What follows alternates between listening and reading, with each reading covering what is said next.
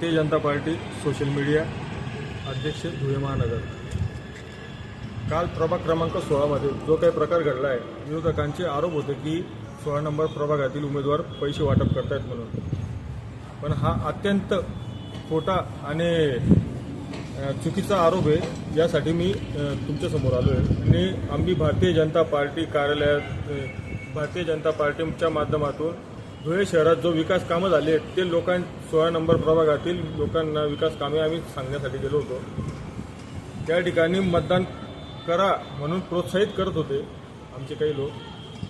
तर विरोधकांना त्यांच्या पायाखालची जमीन सरकून गेली आहे, त्यांचा पराभव समोर दिसून येतोय म्हणून त्यामुळे हे असे अत्यंत खोटे आरोप करतायत आणि फेक नेरेटिव्ह पसरवत आहेत।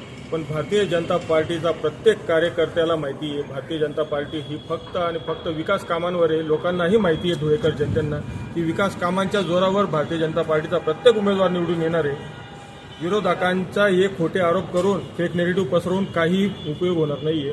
विरोधकांना आरोप जे काही व्हिडिओ क्लिप वगैरे व्हायरल करतायत, आरोप करतायत, या फक्त आणि फक्त डोळ्यासमोर पराभव दिसतोय। या कारणामुळे हे सर्व काही चाललंय। धुळेकर जनता यांना पराभव केल्याशिवाय राहणार नाही। मी म्हणत होते की पैसे वाटप करतायत, तर पैसे वाटप करत असताना यांनी असा कुठला व्हिडिओ दाखवावा की त्या लोकांच्या हातात पैसे होते, किंवा त्यांच्या व्हिडिओमध्ये दाखवावं की त्यांच्या हातात पैसे होते, पैसे वाटप करत होते म्हणून। असा कुठलाही प्रकारचा त्यांच्याजवळ काही पुरावा नाहीये।